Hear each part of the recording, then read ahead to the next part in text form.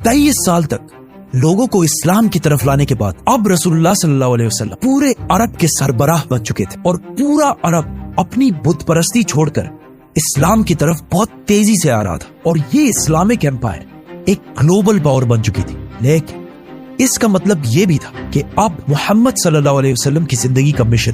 Complete होने वाला था। अरब फतह करने के बाद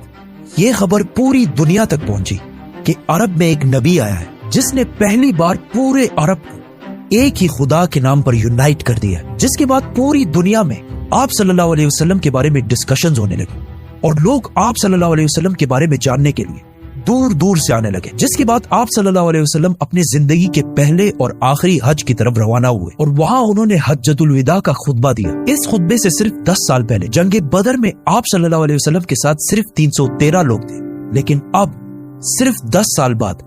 आप सल्लल्लाहु अलैहि वसल्लम के सामने 1 लाख से भी ज्यादा लोग खड़े थे, जिनमें हर रेस, व्हाइट, ब्राउन, ब्लैक सब खड़े थे। और वहां आप सल्लल्लाहु अलैहि वसल्लम ने दुनिया में सबसे पहले रेसिज्म को खत्म करने का हुक्म दिया और कहा कि किसी व्हाइट को किसी ब्लैक और किसी अरबी को किसी अजमी पर कोई फोकियत नहीं, और औरतों के हुकूक पर भी बात की। आप सल्लल्लाहु अलैहि वसल्लम ने उस दिन जो बातें की उनमें से कुछ आज भी यूएन चार्टर का हिस्सा है। इस खुतबे के आखिर में वहां खड़े सारे लोगों ने गवाही दी कि आप सल्लल्लाहु अलैहि वसल्लम ने दुनिया के आखिरी पैगंबर होने का हक अदा कर दिया है। हज करने के बाद आप सल्लल्लाहु अलैहि वसल्लम मक्का से मदीना की तरफ रवाना हुए। रास्ते में आप सल्लल्लाहु अलैहि वसल्लम ने मुसलमानों के इस पूरे काफिले को गदीर खुम का मशहूर खुतबा दिया, जिसमें हजारों मुसलमानों के सामने आप सल्लल्लाहु अलैहि वसल्लम ने फरमाया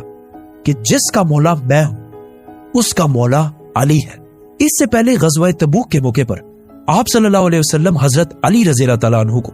अपनी जगह मदीना का लीडर बनाकर भी गए थे और आप सल्लल्लाहु अलैहि वसल्लम ने फरमाया था, अली की निस्बत मेरे साथ ऐसी ही है जैसे हारून अलैहिस्सलाम की मूसा अलैहिस्सलाम के साथ थी, लेकिन मेरे बाद कोई नबी नहीं आएगा। आप सल्लल्लाहु अलैहि वसल्लम ने वापस मदीना आकर एक फौज रोमन एम्पायर से जंग के लिए दोबारा तैयार की ताकि वो जंग मुता में शहीद होने वाले मुसलमानों का बदला ले सके, और इस फौज का लीडर ज़ैद बिन हारिसा के बेटे उसामा को बनाया, क्योंकि उनके वालिद ज़ैद बिन हारिसा जंग मुता में मुसलमानों के कमांडर थे और फिर उसी जंग में शहीद भी हुए थे। लेकिन अचानक एक दिन आप सल्लल्लाहु अलैहि वसल्लम की बीमारी शुरू हुई और आहिस्ता आहिस्ता ये बीमारी बढ़ती गई, जिसके बाद ये फौज आगे बढ़ने से रुक गई। बहुत सख्त बीमारी के बाद भी आप सल्लल्लाहु अलैहि वसल्लम मस्जिद नबवी में मुसलमानों को नमाज की इमामत कराते रहे, लेकिन आखिरी दिनों में आप सल्लल्लाहु अलैहि वसल्लम नमाज की इमामत भी ना कर सके और अबू बकर रज़ियल्लाहु ताला अन्हु को अपनी जगह नमाज पढ़ाने का हुक्म दिया। अपने आखिरी दिन आप सल्लल्लाहु अलैहि वसल्लम ने हजरत आयशा रज़ियल्लाहु ताला अन्हा के हुजरे में गुजारे, जो मस्जिद नबवी के बिल्कुल अटैच एक कमरा था। लेकिन इसके बाद आप सल्लल्लाहु अलैहि वसल्लम की बीमारी बढ़ती गई और अचानक एक दिन हजरत आयशा रज़ियल्लाहु ताला अन्हा के घर से आवाज आई कि आप सल्लल्लाहु अलैहि वसल्लम इस दुनिया से रहलत फरमा चुके हैं, जिस पर मदीना के लोग हैरान हो गए कि ये कैसे हो सकता है, क्योंकि उस वक्त आप सल्लल्लाहु अलैहि वसल्लम की उम्र सिर्फ 61 साल थी आज कल के कैलेंडर के मुताबिक, और इस्लामिक कैलेंडर के मुताबिक उनकी एज 63 साल थी। आहिस्ता आहिस्ता ये खबर पूरे मदीना में फैलती गई और मदीना के लोग जोर जोर से रोने लगे, जिस पर हजरत उमर रज़ियल्लाहु ताला अन्हु को गुस्सा आया और उन्होंने अपनी तलवार निकाली और कहा कि जो भी कहेगा कि रसूलुल्लाह सल्लल्लाहु अलैहि वसल्लम जिंदा नहीं है तो मैं उसका सर कलम कर दूंगा। वो हजरत मूसा अलैहिस्सलाम की तरह कुछ अरसे के लिए गए हैं और फिर वापस आ जाएंगे, क्योंकि फिरौन की गुलामी से आजाद होने के बाद जब बनी इसराइल डेजर्ट में 40 साल तक फिर रहे थे, हजरत मूसा अलैहिस्सलाम अपनी उम्मत को छोड़कर 40 दिन तक कोहे तूर पर अल्लाह से बात करने के लिए गए थे, जिसके बाद उनकी उम्मत बनी इसराइल ने यह सोचा था कि हजरत मूसा अलैहिस्सलाम वफात पा चुके हैं, लेकिन असल में मूसा अलैहिस्सलाम जिंदा थे और 40 दिन के बाद वापस आ गए थे। इसीलिए हजरत उमर रज़ियल्लाहु ताला अन्हु ने भी यही कहा कि रसूलुल्लाह सल्लल्लाहु अलैहि वसल्लम अल्लाह से मिलने के बाद वापस आ जाएंगे, और ये वो इसलिए कह रहे थे क्योंकि रसूलुल्लाह सल्लल्लाहु अलैहि वसल्लम हमेशा कहा करते थे कि एक दिन हम मुसलमान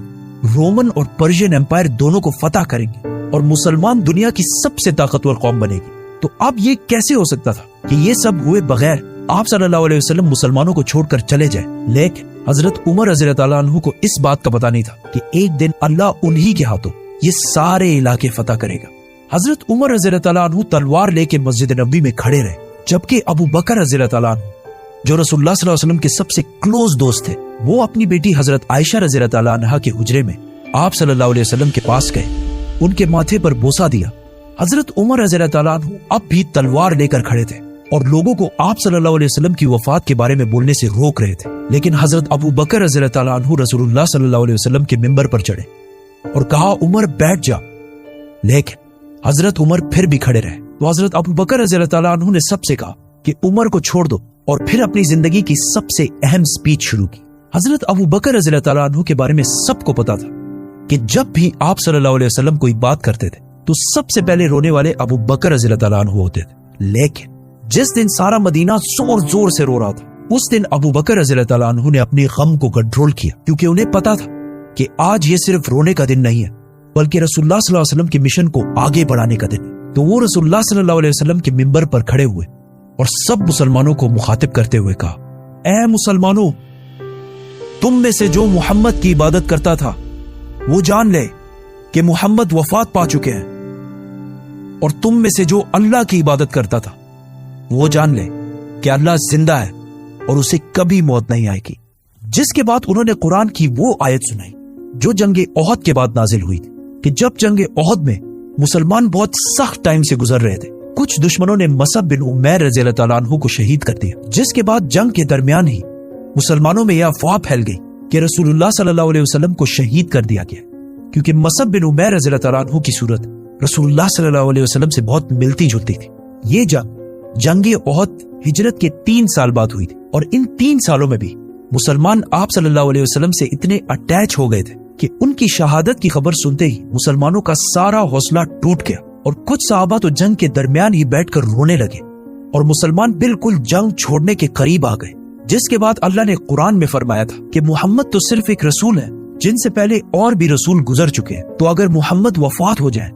اور یا انہیں شہید کر دیا جائے تو کیا تم اسلام سے پیچھے ہٹ جاؤ گے؟ جیسے ہی ابو بکر رضی اللہ تعالیٰ عنہ نے یہ آیت مسلمانوں کے سامنے تلاوت کی، حضرت عمر جو باڈی سے بہت مضبوط اور طاقتور شخص تھے وہ بالکل زمین پر گر گئے، اور صحابہ نے بعد میں کہا کہ یہ ایسے تھا کہ جیسے ہم نے پہلی دفعہ یہ آیت سنی ہو۔ حضرت ابو بکر رضی اللہ تعالیٰ عنہ کے سمجھانے کے بعد مسلمانوں کو آہستہ آہستہ سمجھ آنے لگی کہ واقعی رسول اللہ صلی اللہ علیہ وسلم اس دنیا سے رحلت فرما چکے ہیں۔ لیکن اب جب سارے مسجد نبوی میں موجود تھے تو اچانک کچھ لوگوں نے آ کے بتایا کہ مدینہ کے انصار رسول اللہ صلی اللہ علیہ وسلم کے بعد اپنا نیا لیڈر چوز کرنے والے ہیں۔ تو حضرت ابو بکر، عمر اور حضرت ابو عبیدہ رضی اللہ تعالیٰ عنہ سیدھا اس میٹنگ کی طرف بڑھے، جہاں انہوں نے دیکھا کہ مدینہ کے کافی انصار حضرت سعد بن عبادہ رضی اللہ تعالیٰ عنہ کو بیعت دینے والے ہیں، کیونکہ سعد بن عبادہ مدینہ کے سب سے بڑے قبیلے خزرج کے سردار تھے، اور اس اسلامک ایمپائر کا کیپٹل مدینہ تھا، تو اسی لیے لوگ نیچرلی انہی کو نیکسٹ لیڈر سمجھ رہے تھے۔ لیکن اچانک حضرت ابو بکر اور عمر وہاں پہنچے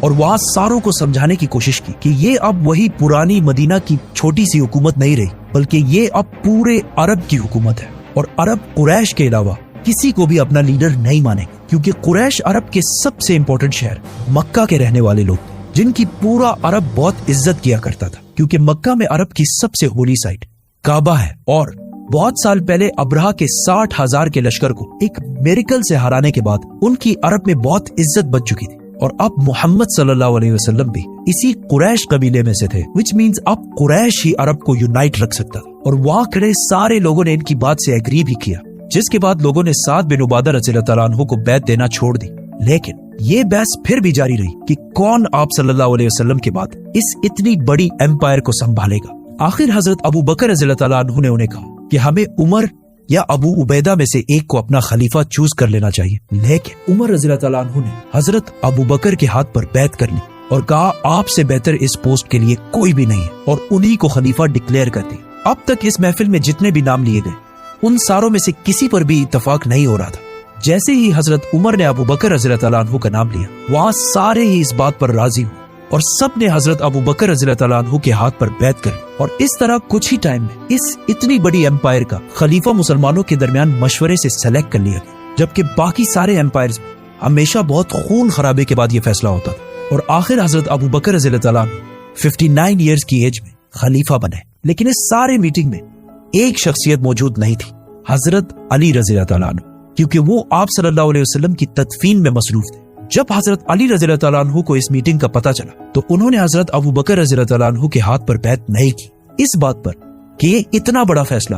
رسول اللہ صلی اللہ علیہ وسلم کے خاندان کی غیر موجودگی میں کیوں کر لیا گیا۔ جس کے کچھ عرصے بعد ابو سفیان رضی اللہ تعالیٰ عنہ، جو ابھی کچھ ہی عرصہ پہلے مسلمان ہوئے تھے، انہوں نے حضرت علی کے پاس آ کر کہا کہ ابو بکر رضی اللہ تعالیٰ عنہ قریش کے بہت کمزور قبیلے سے، اگر آپ کہیں تو میں ان کے خلاف ایک فوج جمع کر دیتا ہوں۔ لیکن حضرت علی نے ان کو ایسا کرنے سے بالکل انکار کر دیا، اور اس واقعے کے کچھ ہی عرصے بعد حضرت علی رضی اللہ تعالیٰ عنہ نے سارے مسلمانوں کے سامنے حضرت ابو بکر رضی اللہ تعالیٰ عنہ کے ہاتھ پر بیعت کر لی، اور اس کے بعد اس خلافت کو سنبھالنے اور آگے بڑھانے میں بہت مین کردار ادا کرتے رہے۔ یہ بہت ایک کنٹروورشل مسئلہ ہے، کیونکہ آج تک مسلمانوں کے دو بڑے گروپس کا اس پر اختلاف ہے۔ دنیا کے سارے مسلمانوں میں 87% سنی ہے، جو کہتے ہیں کہ آپ صلی اللہ علیہ وسلم نے اپنی وفات سے پہلے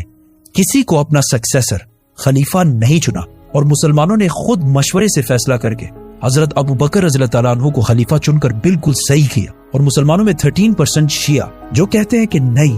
آپ صلی اللہ علیہ وسلم نے حضرت علی رضی اللہ تعالیٰ عنہ کو غدیر خم کے خطبے میں کلیئرلی اپنے بات نیکسٹ خلیفہ ڈکلیئر کر دیا تھا۔ یہ ان دونوں سائڈز کے ویوز ہیں۔ آپ صلی اللہ علیہ وسلم کے بعد مسلمانوں کے پہلے خلیفہ ابو بکر رضی اللہ تعالیٰ عنہ بنے۔ خلیفہ بننے کے بعد حضرت ابو بکر رضی اللہ تعالیٰ عنہ اگلے ہی دن اپنی کپڑوں کی دکان پر آئے تو صحابہ نے پوچھا کہ آپ یہاں کیا کر رہے ہیں؟ تو انہوں نے کہا اگر میں کاروبار نہیں کروں گا تو اپنی فیملی کو کیسے کھلاؤں گا؟ جس پر مسلمانوں نے کہا کہ ہم آپ کی کوئی تنخواہ سیلری سیٹ کر دیتے، جس پر ابو بکر رضی اللہ تعالیٰ عنہ نے کہا تو پھر میری سیلری ایک عام مزدور کے سیلری کے برابر سیٹ کی جائے۔ لیکن صحابہ نے کہا کہ مزدور کی سیلری تو بہت کم ہوتی ہے، تو حضرت ابو بکر رضی اللہ تعالیٰ عنہ نے کہا تو پھر مزدور کی سیلری کو بڑھایا جائے۔ اور اس طرح ان پرنسپلز پر اب اسلام کی پہلی خلافت راشدہ شروع ہوئی۔ ابو بکر رضی اللہ تعالیٰ عنہ نے خلیفہ بنتے ہی سب سے پہلے وہ فوج روانہ کی جو آپ صلی اللہ علیہ وسلم کی بیماری کی وجہ سے رک گئی، اور باقی سارے کاموں کو بھی اسی طرح کنٹینیو رکھا جس طرح پہلے ہوا کرتے تھے۔ لیکن یہ کوئی آسان کام نہیں تھا، کیونکہ اب تک مسلمانوں میں بہت سارے منافقین شامل تھے، اور وہ اس سے پہلے صرف اس لیے چپ رہتے تھے کیونکہ رسول اللہ صلی اللہ علیہ وسلم اللہ کے رسول تھے اور انہیں جبرائیل کی طرف سے بہت ساری باتوں کا پہلے سے پتہ چل جاتا۔ لیکن اب لوگوں میں یہ کانفیڈنس آ گیا کہ اب جب رسول اللہ صلی اللہ علیہ وسلم نہیں ہے تو ہم زکوٰۃ بھی نہیں دیں گے، کیونکہ منافقوں کے لیے اپنے مال میں سے پیسہ دینا بہت مشکل کام ہوتا ہے۔ اینڈ ناٹ اونلی دیٹ، کچھ لوگوں نے آپ صلی اللہ علیہ وسلم کی اتنی عظیم کامیابی دیکھ کر اسے کاپی کرنے کی کوشش کی اور نبوت کا جھوٹا دعویٰ کر دیا، جن میں سے ایک کا نام تھا مسلمہ کذاب۔